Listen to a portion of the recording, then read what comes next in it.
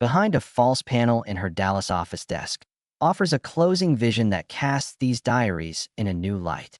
In this last sequence of entries, Catherine writes of standing alone before an empty tent after closing night, hearing only the sigh of desert wind and murmurs of prayer ricocheting off canvas sides.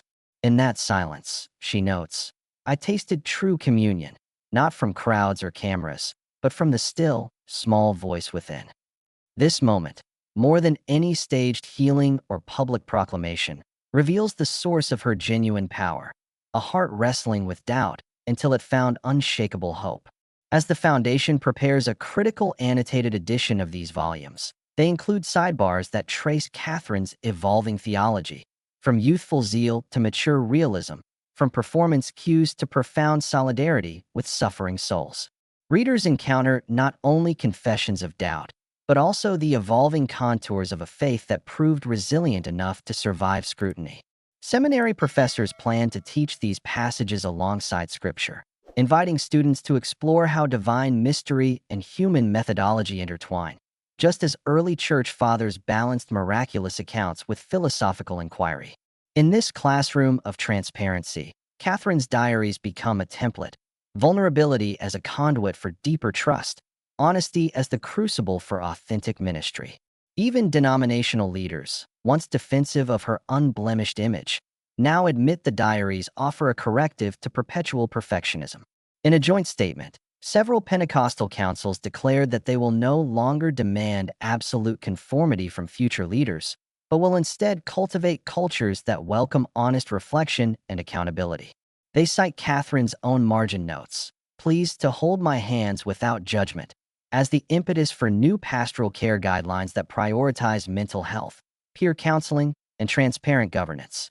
Her legacy thus shifts from miracle worker to model for communal integrity, a reminder that hope flourishes not in flawless exteriors, but in shared authenticity. Internationally, grassroots movements inspired by her journals are taking shape. In India, a network of small prayer groups organizes weekly shadow and light circles, reading diary passages that address doubt and fear before collectively processing them through meditation and dialogue. In Brazil, a faith-based theater troupe adapted Volume 19's final pages into an immersive performance, inviting audiences to walk through staged tents, overhear hidden confessions, and respond in writing to prompts about their own vulnerabilities. These innovations transform Catherine's solitary struggles into communal liturgies of empathy, proving that private words, once destined for destruction, can seed collective healing across cultures. Meanwhile, digital platforms continue to broadcast her margin annotations in ever-creative formats. A popular podcast series, Sacred Margin, releases weekly episodes dedicated to one diary fragment, pairing scholarly analysis with personal testimonies from listeners moved to share their own stories of brokenness and renewal. Hashtags like #MarginToMessage and #ColemanConfesses have trended on social media, not as tabloid fodder, but as rallying cries for authenticity in an age of curated perfection. One viral post features a young minister reading aloud Catherine's trembling entry about secret tears, then revealing his own hidden struggles with burnout, sparking a flood of comments that underscore the universal resonance of her vulnerability. Ethicists continue to debate the moral terrain of posthumous diaries, but many agree that Catherine's explicit farewell, if these words can foster grace, then let them live, offers clear permission for responsible scholarship. The Ethics Board's ongoing white paper recommends balancing privacy with public good, using her case as a benchmark for future archival releases. As estates and foundations globally consult these guidelines, Catherine's legacy extends beyond faith circles into broader conversations about how societies steward personal histories. Her journals become test cases in a digital era defined by both unprecedented access and profound questions about consent. In the final reckoning, the shock that first rippled through headlines has transformed into a deeper awakening, that the real miracle lies not in flawless spectacle, but in the courage to confront imperfection. Catherine Coleman's diaries offer no pat closure, only the enduring challenge to honor the messy, miraculous interplay of human frailty and divine hope. As readers close the final volume, they carry forward a singular invitation: to live with the same audacity she wrote of in her last lines, that faith is not the absence of shadow, but the choice to carry light into it. Keeper of our sisterhood's secrets and stories. Friends of the late Radziwill confirmed the two women shared daily calls in Lee's final weeks. Caroline told Confidants Lee wept as she dictated clauses ensuring that none of her grand Parisian collections would ever leave public view, except under Caroline's supervision.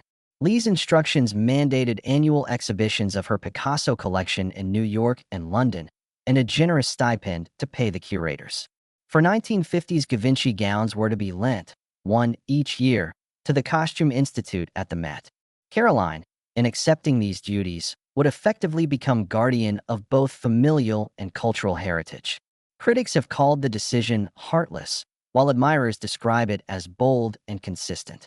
Caroline's defenders note that Lee's single-heir arrangement avoided diluting decisions over museum loans and philanthropic grants, a process that often paralyzes estates with committee deadlock. By naming one trusted steward, Lee guaranteed that her property would be managed according to her aesthetic and ethical standards.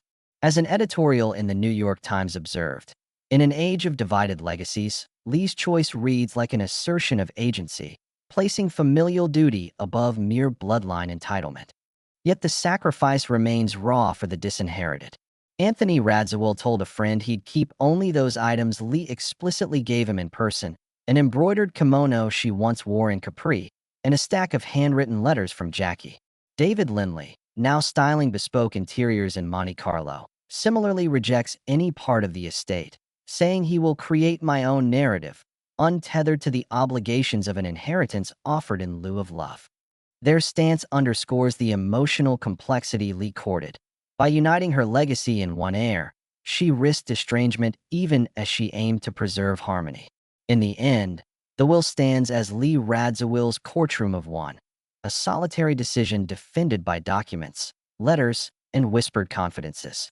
The next section will explore how museums, charities, and international galleries are planning exhibitions around her estate, and how Caroline Kennedy Schlossberg intends to honor her aunt's precise vision for the future. Museums, cultural institutions, and charities are already mobilizing to curate Lee Radziwill's legacy, and Caroline Kennedy Schlossberg stands at the center of every plan. The Met announced a February 2025 exhibition titled Radziwill Style and Substance, borrowing the Italian tapestries and Sutton Place photography portfolios Lee bequeathed. Caroline has insisted on personally selecting the objects: the framed horse portraits from Vogue shoots, the rare chinoiserie scroll Lee purchased in Hong Kong. Even the antique Venetian glass vases her aunt used as a prop in a 1964 Givenchy campaign. Curators report Caroline's meticulous attention to provenance. Each object must be accompanied by a letter from Lee specifying its origin and intended display context. Across town, the Frick Collection is negotiating with Caroline to host a rotating presentation of Lee's private art trove. A Cornelius Johnson portrait once hung in her Fifth Avenue townhouse, a suite of Sèvres porcelain dinner service, so fragile any dust could crack the glaze, and two Cézannes Lee acquired at the sale of the Marlborough Gallery's post-war holdings. Caroline has drafted detailed guidelines. No more than 3 Radziwill pieces may rest in a single gallery, ensuring they never overwhelm the permanent collection. She's even proposed a 100-seat lecture series on mid-century interior design, featuring guest speakers who worked with her aunt, architects like John Saladino and decorators like Albert Hadley. Those seminars will be recorded and housed at the Lawford Center for Historical Transparency. Meanwhile, the Smithsonian's Cooper Hewitt is cataloging Lee's archive of couture: the 4 Givenchy cocktail dresses, her own runway sketches, and dozens of handwritten fabric swatches. Caroline negotiated a multi-year loan, winking at curators that the show will offer an eyebrow wax station and champagne bar, in homage to Lee's playful embrace of elegance as performance. The exhibit will travel to Paris's Musée des Arts Décoratifs, where Caroline plans to unveil a short film she produced, pairing Lee's voiceover reflections on style with archival footage of high society premieres. At every turn, Caroline's role is not passive executor, but active collaborator, shaping each event to reflect Lee's exacting taste and her mentor's joie de vivre. Philanthropic organizations are also on alert. The New York Public Library is receiving the contents of Lee's fashion reference library, hundreds of bound volumes of couture magazines, pattern books, and design dossiers she annotated in the margins. Caroline has stipulated that the volumes be digitized with Lee's handwritten notes highlighted in red, so future researchers can see her witticisms behind reviews of Chloe's spring line or Balenciaga's evening silhouettes. A dedicated reading room will offer classes on periodical conservation, funded by a grant Caroline established in Lee's name.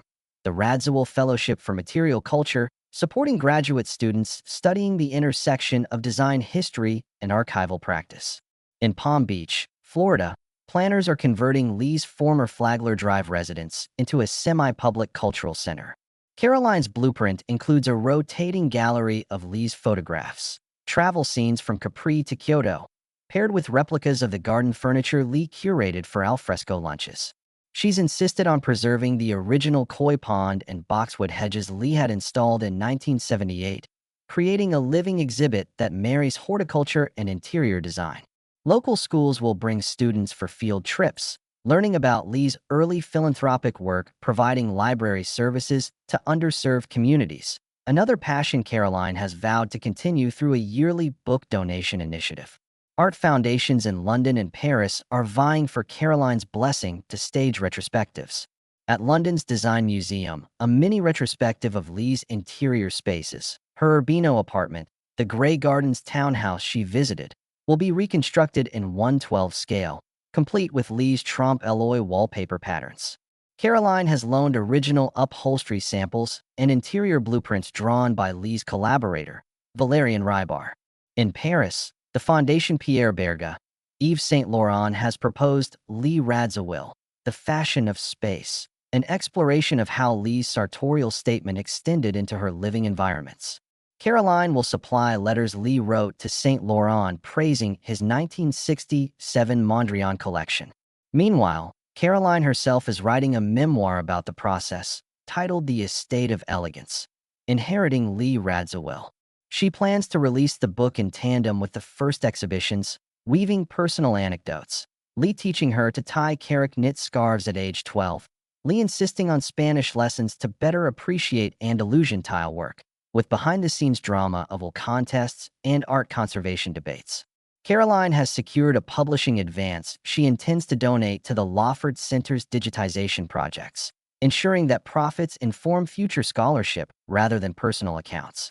What emerges is a mosaic of Caroline's dedication to realizing her aunt's exacting vision. From glossy couture pieces under museum lights to the hushed study of Lee's annotated volumes, every facet of Lee Radziwill's estate is being shaped under Caroline's watchful eye.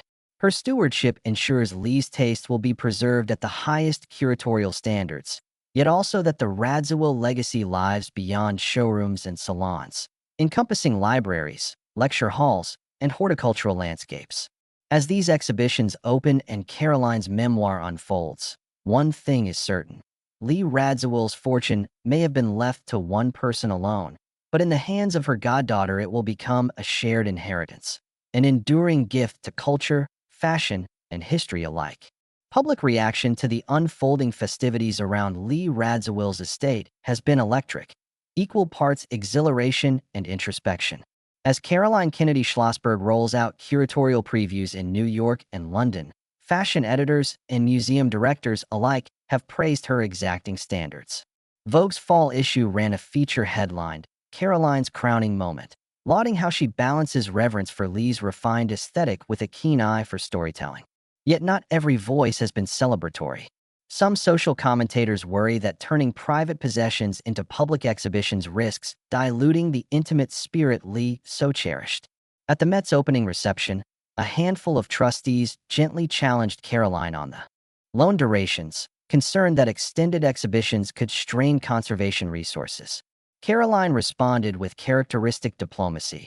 She has allocated an endowment specifically for climate-controlled transport and restorative maintenance, ensuring that each tapestry, textile, and photograph travels safely between institutions.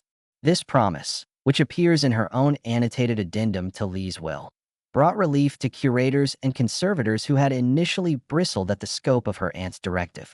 Meanwhile, In Palm Beach, local residents have expressed mixed feelings about the conversion of Lee's Flagler Drive home into a cultural center.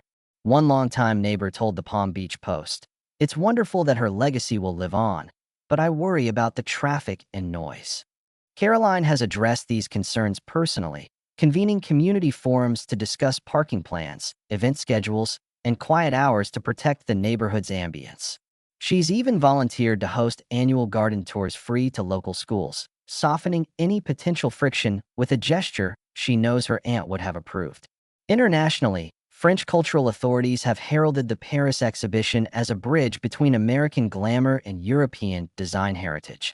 The Musée des Arts Décoratifs announced that attendees would receive bilingual catalogs co-written by Caroline, featuring essays on Lee's influence on both New York townhouse interiors and the grand salons of Paris. In Geneva, the World Monuments Fund invited Caroline to speak on a panel about private collectors' roles in preserving art for public benefit. She quoted Lee's maxim, "Beauty belongs to everyone," and proposed a grant program to digitize country house archives across Europe, extending Lee's vision of shared heritage. Caroline's philanthropic commitments extend beyond exhibitions and lectures. In cooperation with the Lawford Center, she launched the Radziwill Fellowship for Emerging Curators, offering 2 annual year-long residencies in Manhattan or Paris. Residents receive stipends, studio space, and access to Lee's archives, enabling them to develop innovative exhibitions of underrepresented designers. The first cohort will debut a pop-up retrospective on mid-century Caribbean furnishings, a nod to Lee's passion for tropical aesthetics. This initiative dovetails with Caroline's personal desire to support voices Lee admired but whose work remained overlooked. At Harvard's Graduate School of Education, Caroline announced another venture, the Lee Radziwill Scholarship in Material Culture. 2 master's students each year will receive full tuition and a mentorship with Lee's former colleagues, experts in textiles, ceramics, and architectural restoration. During her keynote, Caroline spoke of Lee's insistence that material objects carry stories and emotions alongside their surface beauty. "My aunt believed that every fabric stitch and brushstroke is a chapter in a larger human tale," Caroline told graduates. This scholarship will ensure those chapters continue to unfold. Back in New York, Caroline's book, The Estate of Elegance, Inheriting Lee Radziwill, has topped bestseller lists in art and memoir categories. Reviews in the Wall Street Journal and the New Yorker praised its blend of anecdote and archival scholarship. One critic noted Caroline's transparent devotion, writing that her narrative reads like a love letter and an instruction manual rolled into one. The publicity has boosted ticket sales for upcoming exhibitions, further cementing Lee's posthumous reputation as an arbiter of culture and Caroline as the perfect steward. Yet Caroline is mindful of the personal weight she carries.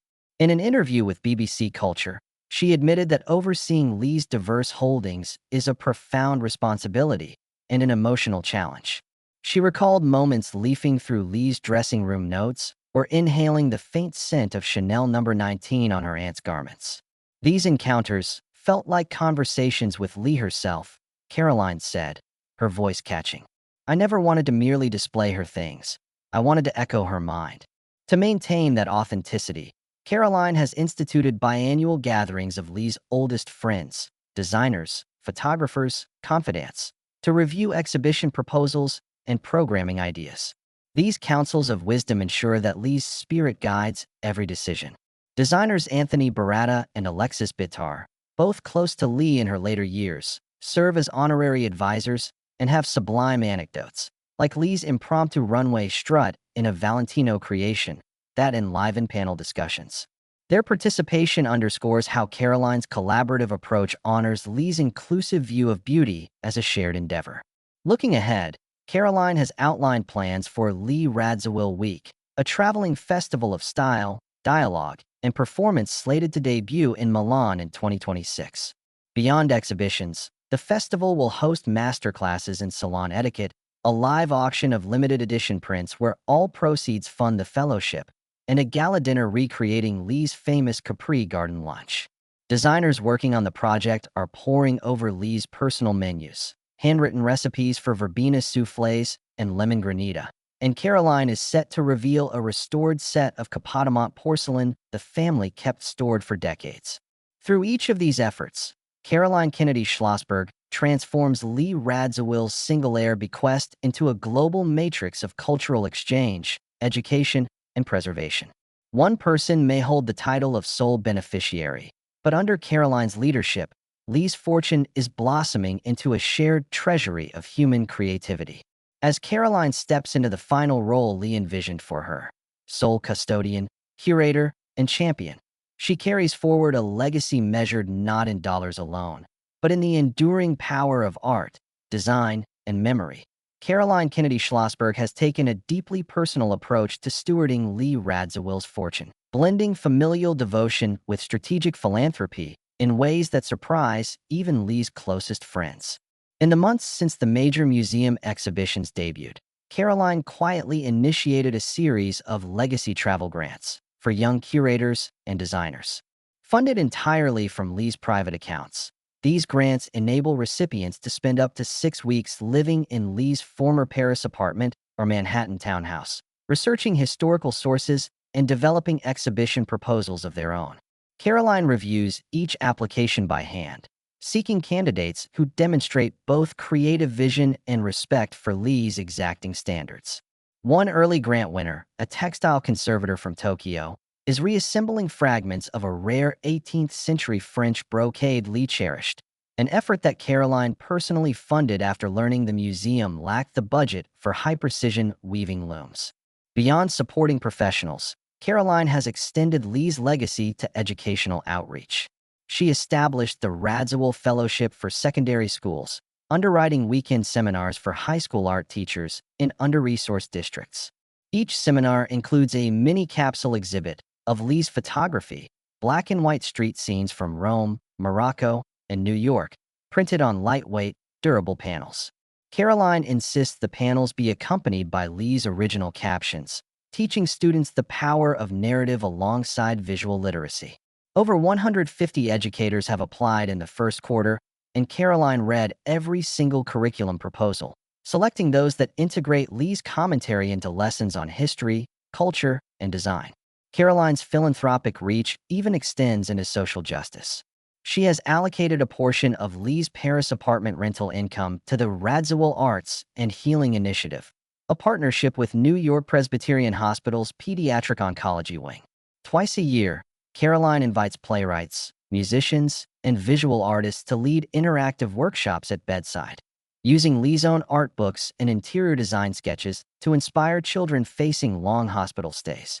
Families praise the program for its uplifting effect. One parent whose son joined a watercolor session noted that, seeing those images transformed both our moods overnight. Lee's eye for beauty became medicine.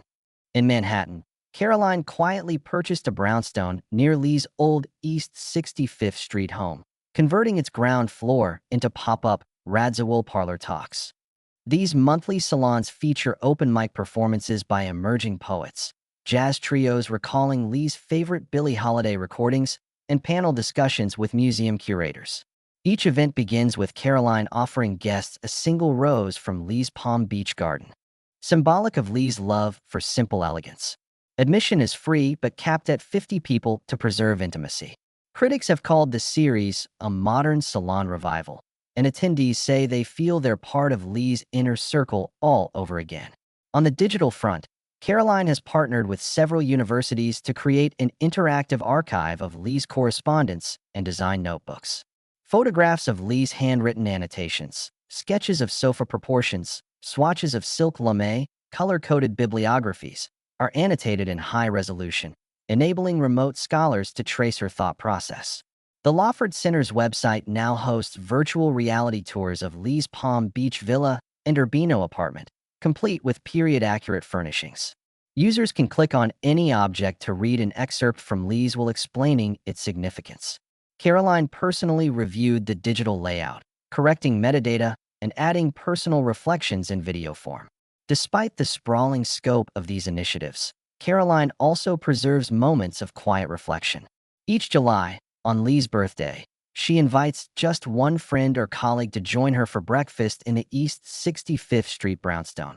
sometimes the former chief curator of the Met, other times the fashion editor of a leading magazine. The guest is treated to Lee's treasured lemon soufflé recipe and served tea in the royal Worcester china Lee favored. These intimate gatherings remind Caroline that legacy isn't only about grand exhibitions and lofty grants, but also about preserving human connections and culinary delights passed down through generations. Crucially, Caroline resists any impulse to commercialize Lee's name. She has declined multiple branded home furnishing offers, citing clauses in Lee's will that forbid mass-market reproductions of her personal designs. Instead, Caroline encourages small-batch, artisan workshops, hand-stitched textiles, limited edition candle sets scented after Lee's favorite tuberose bouquets. Profits from these collaborations flow entirely to preservation funds, never to Caroline personally. When asked why she refuses lucrative licensing deals, Caroline answers simply, "My aunt wanted her estate to reflect her values." She saw beauty as communal, not commercial. In every decision, Caroline remains guided by Lee's own words. Elegance is as much about heart as it is about fashion. By channeling a single inheritance into a multifaceted legacy, education grants, healing arts programs, curatorial residencies, digital archives, and intimate salons, Caroline has honored that principle in full measure. Lee Radziwill may have left her fortune to just one person, but through Caroline's generosity, that fortune is now an infinitely expanding gift to culture, community, and creativity. Even as exhibitions and grants flourish, Caroline Kennedy Schlossberg remains mindful that Lee Radziwill's true fortune was never measured solely in objects, but in the values she bequeathed. In private moments, Caroline reflects on her aunt's final directive, to entrust everything to one person capable of honoring not only Lee's possessions, but also her passions for beauty, education, and shared heritage. That undivided legacy demanded a singular custodian, and Caroline has carried that responsibility far beyond the legal transfer of real estate and art. This year marks the 5th anniversary of the Met's Radziwill Style and Substance exhibition.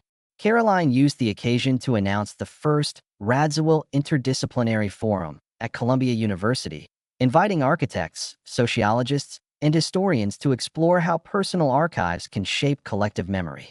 Scholars presented papers on topics as diverse as the sociology of taste and the ethics of posthumous curation. Caroline closed the forum by unveiling a digital prototype of the Lawford Center's augmented reality app, which overlays Lee's own voice recordings onto viewers' smartphones as they tour exhibitions, an innovation Lee herself might have applauded as both witty and immersive. Meanwhile, the Palm Beach Cultural Center celebrated its inaugural Radziwill Garden Gala, transforming Lee's restored landscape into a canvas for site-specific performances. Contemporary choreographers reinterpreted Lee's favorite ballet passages among the boxwoods, while jazz ensembles improvised against the backdrop of her koi pond at dusk. Caroline greeted guests in a custom gown inspired by Lee's 1970s Emilio Pucci collection, an homage that underscored how Lee's style remains a living touchstone. As fireflies danced overhead, Caroline toasted her aunt's memory. May this place always echo Lee's belief that art and nature are inseparable partners in beauty. On the philanthropic front, the Radziwill Arts and Healing Initiative expanded to 3 more hospitals, bringing artists into pediatric units in Chicago, Seattle, and Miami. Caroline personally visited each program's pilot site, observing how art-making workshops eased children's anxieties. She later hosted a fundraiser at Lee's Manhattan Brownstone, where attendees bid on bespoke design pieces inspired by Lee's sketches, items that, under Caroline's stewardship, now support healing programs across the country. Victims of trauma who participate in these workshops often speak of Lee's spirit guiding their creativity, showing how a single inheritance can ripple outward into countless acts of compassion. Caroline's memoir, reissued in a deluxe illustrated edition, includes a new epilogue recounting these projects. Reviewers praised it as a masterclass in legacy building and a blueprint for how a family fortune can become a public good. Libraries report record checkouts of the book, and course syllabi at RISD and the Sorbonne now listed among essential readings on material culture. Graduate students cite Caroline's chapters on legal strategy as case studies in effective estate stewardship, proof that Lee's final choice continues to educate professionals across disciplines. Social media remains aflutter with #Radziwill legacy stories. Designers post side-by-side photos of Lee's original interiors and students' contemporary installations inspired by them. Educators share lesson plans using Lee's annotated magazines to teach visual analysis. Heirs of other estates reach out to Caroline's team for guidance on crafting no-contest clauses or structuring focused bequests. In each correspondence, Caroline offers kind counsel drawn from Lee's own meticulous approach, testimony that her aunt's one-heir strategy has become an exemplar for thoughtful estate planning. As Lee's goddaughter looks ahead, she envisions a future in which her aunt's name remains synonymous with both style and substance. Plans are already underway for a biennial Lee Radziwill lecture series at the Lawford Center, featuring speakers on topics ranging from sustainable design to the politics of heritage. Caroline has pledged to host the first lecture in Lee's former Palm Beach garden, under the same bougainvillea arbors that once framed Lee's summer soirees. And in every speech, Caroline will remind audiences that the greatest inheritance we receive is the freedom to choose how we share our gifts.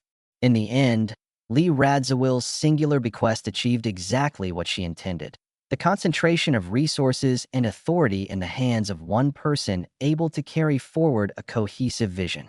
That vision, meticulously curated exhibitions, targeted educational grants, healing arts expansions, and dynamic public programs, demonstrates that a single-person inheritance can multiply in service to culture and community. Caroline Kennedy Schlossberg's stewardship affirms that true fortune lies not in division, but in devotion to a singular legacy that unites rather than fragments. Guess who inherited Lee Radziwill's entire fortune? Her goddaughter, Caroline Kennedy Schlossberg, an heir entrusted with preserving and transforming a lifetime of elegance into a shared inheritance for generations to come.